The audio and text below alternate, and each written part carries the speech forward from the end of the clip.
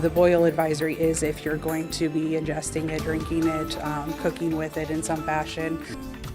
Coming up next here on WTOL 11, residents in a pair of Lenawee County townships, they're being told don't drink the water. What officials say is behind this boil advisory and how long they say it could last. And a chilly blast is moving in, feeling more like winter tomorrow morning. Hear how long the cold is sticking around. I feel like it should have been a long time ago, but I'm happy it's finally happened. It has been an empty lot for years, but now real movement at the old Kmart site out in Oregon. What is different this time? We're going to show you the plans and hear from some neighbors.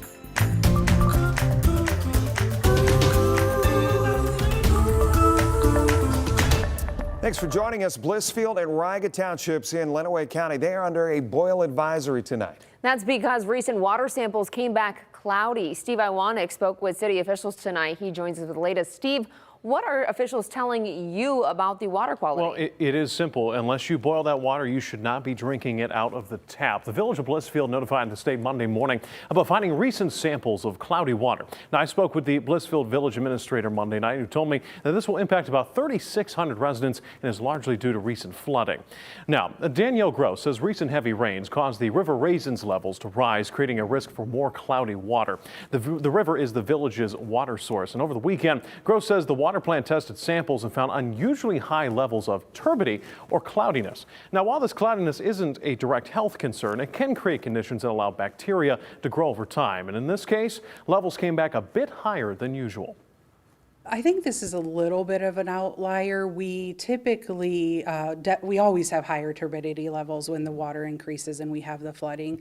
This event specifically, we saw higher than normal. I don't know what the cause of that is or the factors. I do know that our levels rose a little bit more quickly this time than they do. Now, Gross told me that the public can shower and wash hands with the tap water, just do not drink it for now. And she told me she expects the advisory to be lifted within 2 to 3 days. In studio, Steve Iwanek, WTOL 11.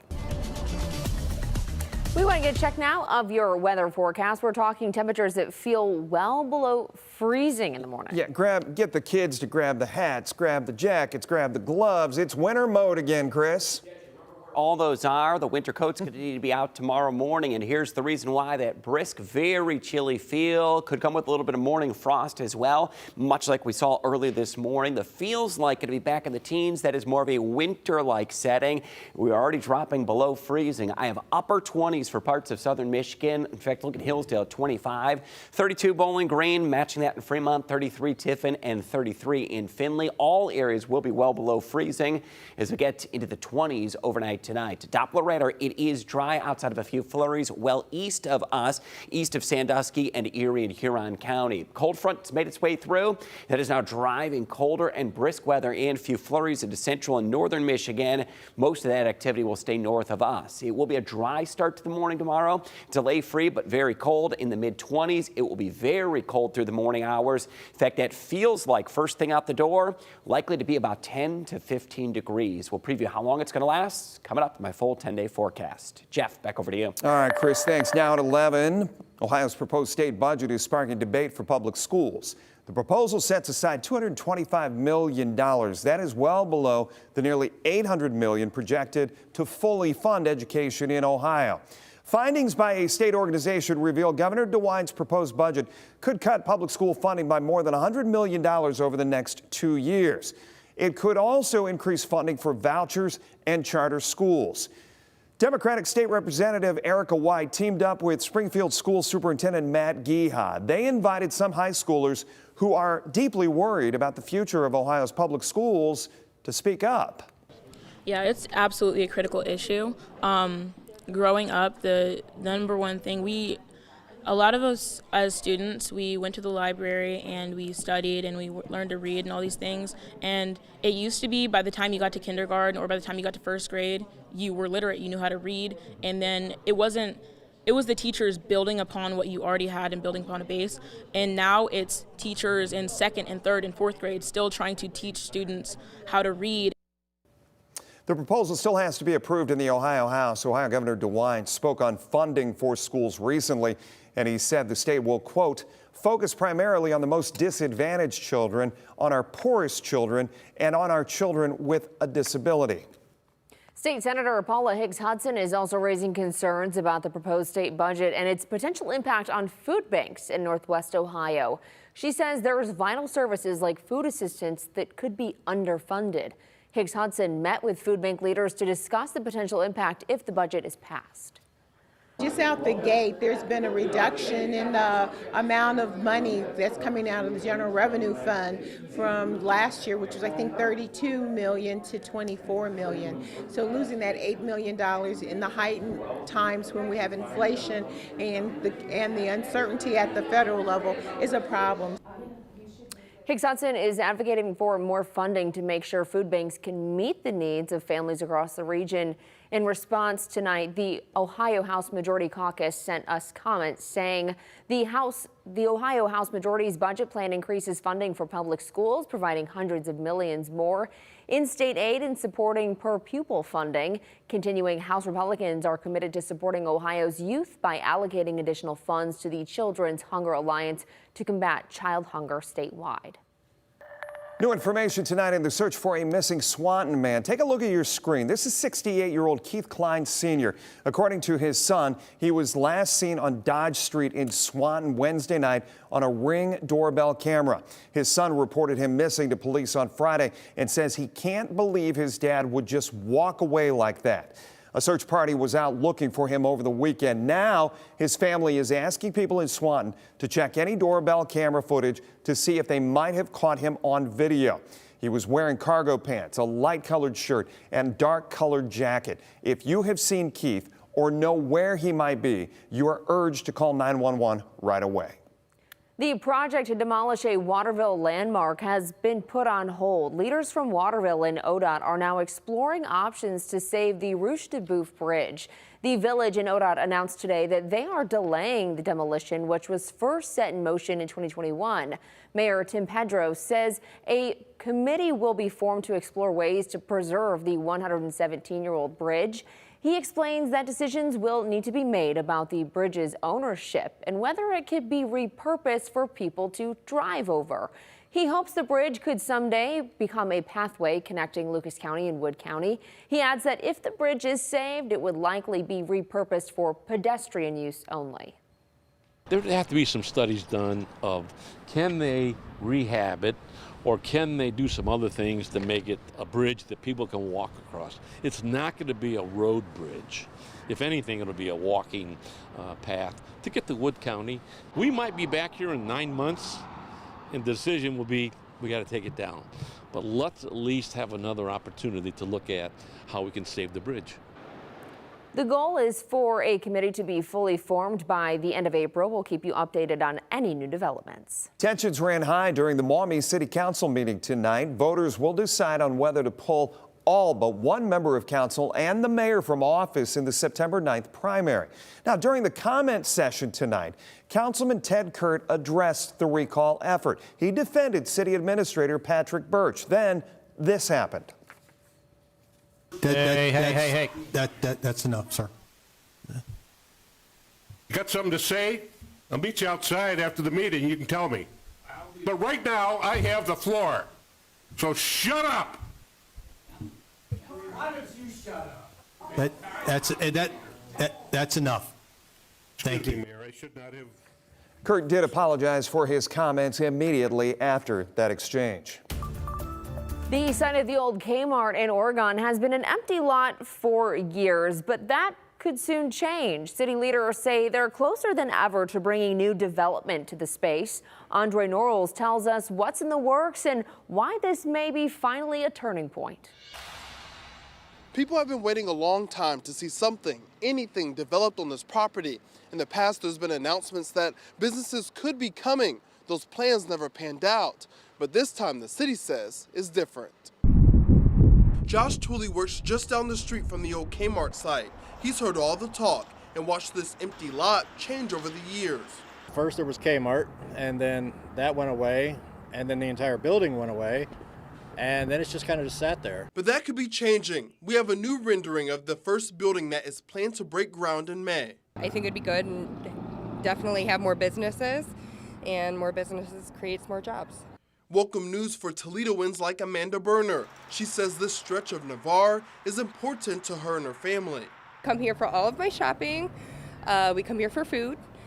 We're definitely like to eat out and to get the kids out of the house. Things are looking like reality now. Oregon Mayor Mike Safarian says River Rock Property Group has 3 businesses signed to leases for this property. While he can't say the exact businesses that'll be coming, he confirms they're restaurants, but other types of businesses have expressed interest as well. Developer we currently have is more set to the today's times type of retail developments versus what we believed was current when we started this project. A new Sheetz is already under construction, and Safarian says it's set to open up in a couple months. And he says there will be a Waffle House too. And all of it brings on interest, I believe, from the other retail world. For the people we spoke with, they're happy to finally see some progress. I feel like it should have been a long time ago, but I'm happy it's finally happening. I would rather it take long and it be done right than to just get thrown up overnight and next thing you know it's like, oh, well, I didn't want that there anyways. I'm told pre-construction work is set to start within the next couple of weeks, with construction on the buildings themselves happening throughout this year. Reporting in Oregon, Andrew North, 11. A winter feel good to reach out the door tomorrow morning. Then on Wednesday, a cold rain to snow mix. Could we see any accumulation? I'll pinpoint that. Coming up after the break. This is looking like this is possibly the child, but it can't be confirmed yet. Also straight ahead, a dramatic turn in the state police search for a missing toddler this weekend just to our north. We're going to show you what happened when all hope seemed lost. And think deleting an app wipes all your data with it? Not so fast. Coming up, we verify what really happens to your information when you hit uninstall.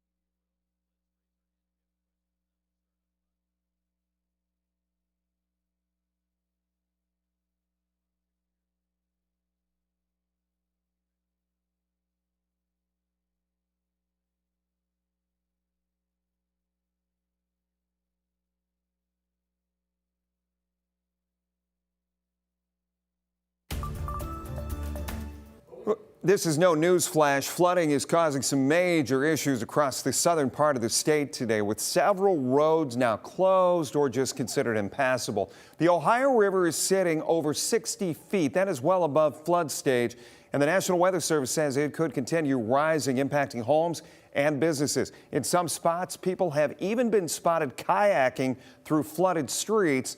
While the rain has stopped for now, Flooding is expected to last through the week. Flood warnings remain in effect through Friday morning. Chris?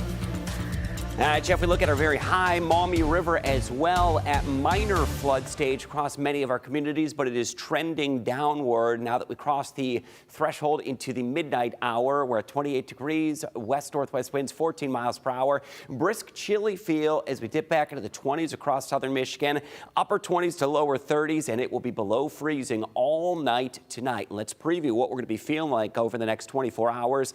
As we go into Tuesday and Wednesday, we're going to be dropping back into the teens and 20s for that feels like it is going to be a very cold setting that is going to be unfolding. So what's going to be the weather impact? Brisk, very chilly conditions as we go into Tuesday morning. Morning frost is going to put that feels like back around 10 to 15 degrees as you get up and out the door. Now, one thing I'm going to be watching very close is the amount of cold weather that we're going to have. We're going to have sub-freezing temperatures across much of the region as we go through Tuesday and into Wednesday. So count on that deep freeze really to stick around for the next couple of days. So one of the big headlines, hard freeze is going to be out there Tuesday morning. We are going to drop back into the 20s and wind chill values as cold as 10 to 15 degrees above zero. Wednesday, rain snow mix late. This could bring some minor accumulations. And then Thursday, we're finally going to warm things up, and it is going to last into the upcoming weekend. A trend that's going to finally bring some warmer weather across the nation's midsection in our direction.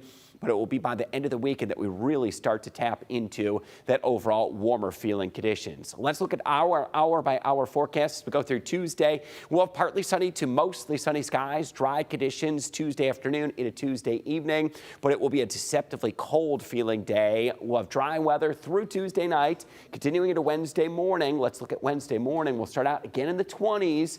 And there will be a chance we get a rain-snow mix into the area Wednesday afternoon into Wednesday evening. This is going to be sort of a cold, wet, damp, dreary evening. And it could get close enough toward dark on Wednesday to Thursday that some minor accumulations may try to amount as we get into Wednesday night. Let's look at where we could see a minor snow accumulation, mainly west and north of Toledo.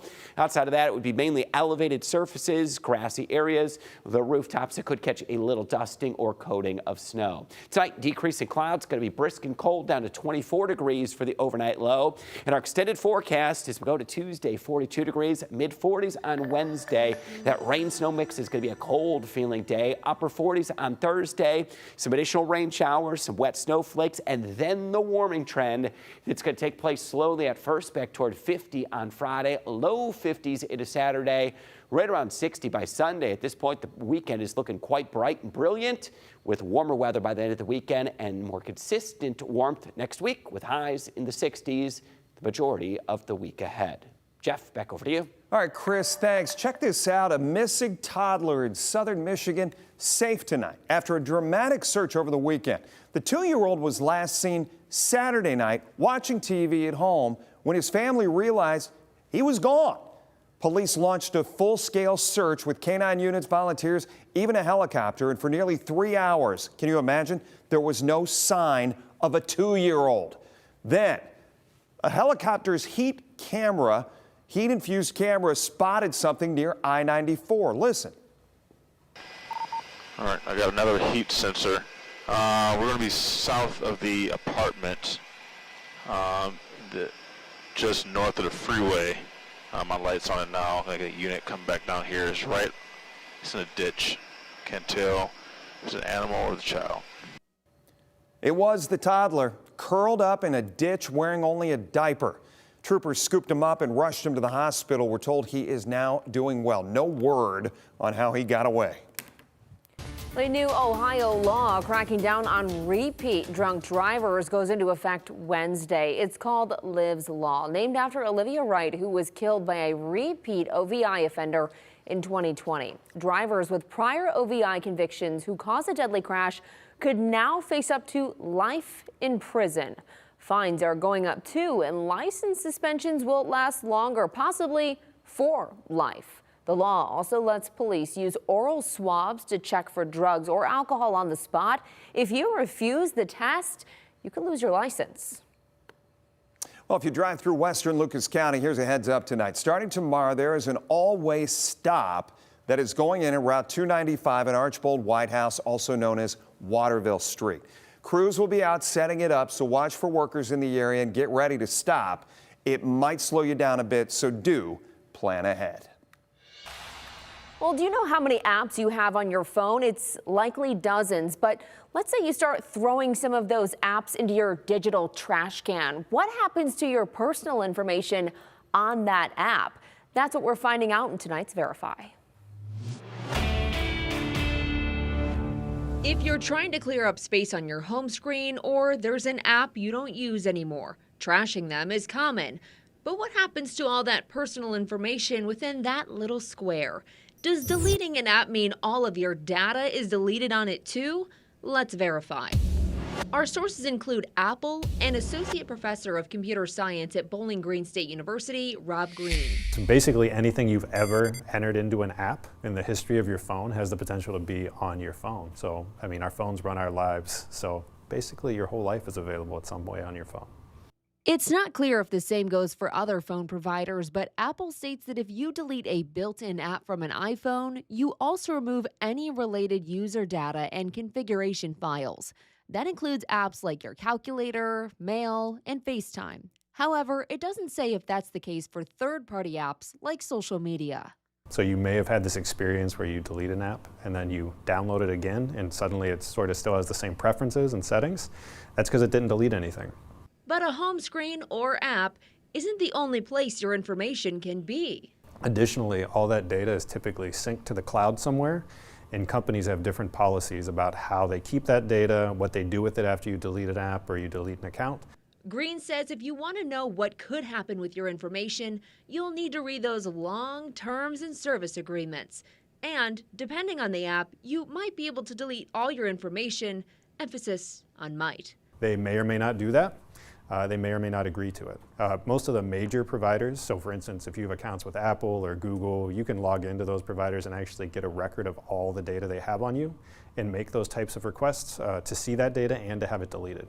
So we can verify, no, if you delete an app from your phone, it does not mean your data is deleted too. With your Verify, I'm Kaylee Marentet.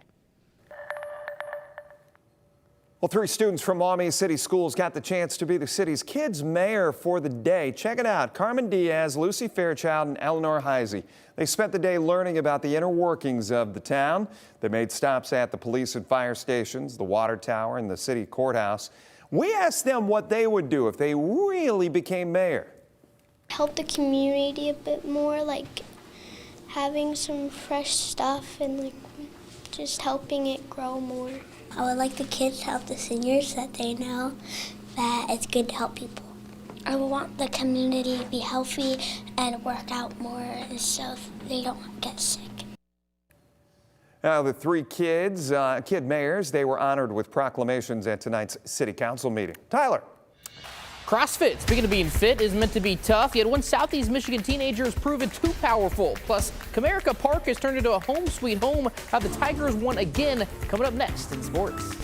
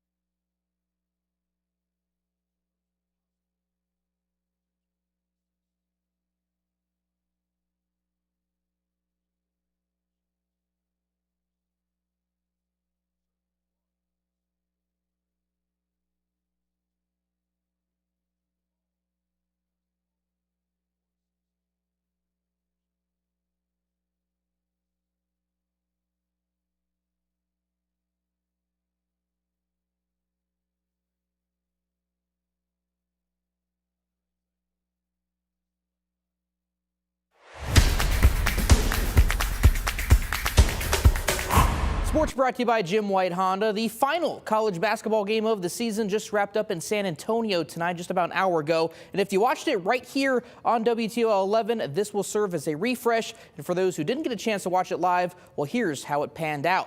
Two #1 seeds going at it for the men's NCAA National Championship. Florida seeking its first title since 2007, while Houston has never won. So long-awaited glory guaranteed for one program. And early on, it was back and forth. Cougars defense has been their story here. A steal leads to an easy basket. That put them up 6, and they lead by 3 at the break and as much as 12 in the second half. But the Gators would come chomping back. One possession game with 4 minutes to play. Walter Clayton Jr., their MVP, drains the triple to tie things up. Final seconds we go now. Houston down 2, but they end up turning the ball over here and don't even get a shot up. That's how the title is decided as Florida rallies for the win. Comerica Park has been a welcoming change for the Tigers after a sweep over the White Sox. Detroit now eyeing the Yankees as prey, and Jake Rogers casting a trap in the third, throwing behind the runner at third to eliminate a threat with 1 out. That keeps the game scoreless, which would be important because in the bottom half, Andy Ibanez decides to deliver his first home run of the season, a 3-run variety. He erases the zeros on the board. And we talked about Justin Henry Malloy last week. While the young talent finding some grass up the middle, a 2 RBI base hit adds to the lead. There was even some snow during this game at one point as well. Didn't matter. Tigers now 4-0 at home with another victory on Monday. As for the Cleveland Guardians, they will return home tomorrow for the home opener against the White Sox. Yes, the same team that got pummeled by the Tigers in its home opener on Friday. Yet, unlike Detroit, who celebrated a relatively warm opening day given the time of year, Cleveland is expected to experience the opposite end of the spectrum with temperatures in the mid-30s. Guardians are preparing for one of the coldest home openers in franchise history, perhaps what they need given they have lost 5 of its last 6 games on the West Coast. First pitch is set for 4:10 p.m. And some sad news to pass along. Clay football assistant coach Derek Bestgrove passed away over the weekend. The school sharing that information earlier today. That's all for sports. We'll be right back.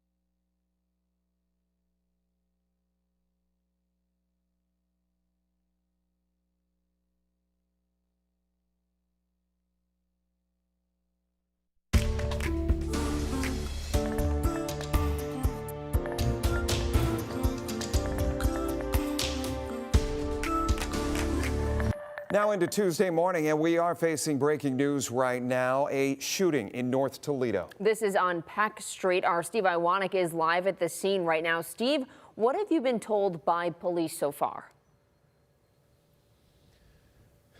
Yeah, well, guys, this is certainly a sad situation that we have to bring you right now. I'm going to step off to the side for a moment. Be careful to show you the scene behind me. According to Toledo Police, we're here right off of off LaGrange on Peck Street. And according to Toledo Police, one person has been shot and they are dead. As you see the scene that is playing out in front of you right now, there's a white vehicle that has appeared to have crashed in front of another vehicle. And unfortunately, inside that vehicle at this current moment, there is the victim. It is a male. They do not know an age yet, according to police. They got the call roughly about a half hour ago for this shooting here. There are no known suspects at this time. It is still a fresh scene. They're still working to process the entire scene. They do know there's been only one victim that they know at this time. And like we said, they are still in that car. So unfortunately, it is a sad situation that we have here to start off a Tuesday morning here in North Toledo. We're going to continue to work on getting more details on what has happened here tonight. But for now, reporting in North Toledo, Steve Iwanek, WTOL 11. We will keep you updated on this situation throughout tomorrow morning, and our morning team will, of course, work to get as many details as we can. Let's get one last final check of your weather. It's going to be cold by the morning, back in the 20s, but that feels like back in the teens, a winter chill out the door tomorrow morning. The latest news on WTOL.com. We'll see you later today.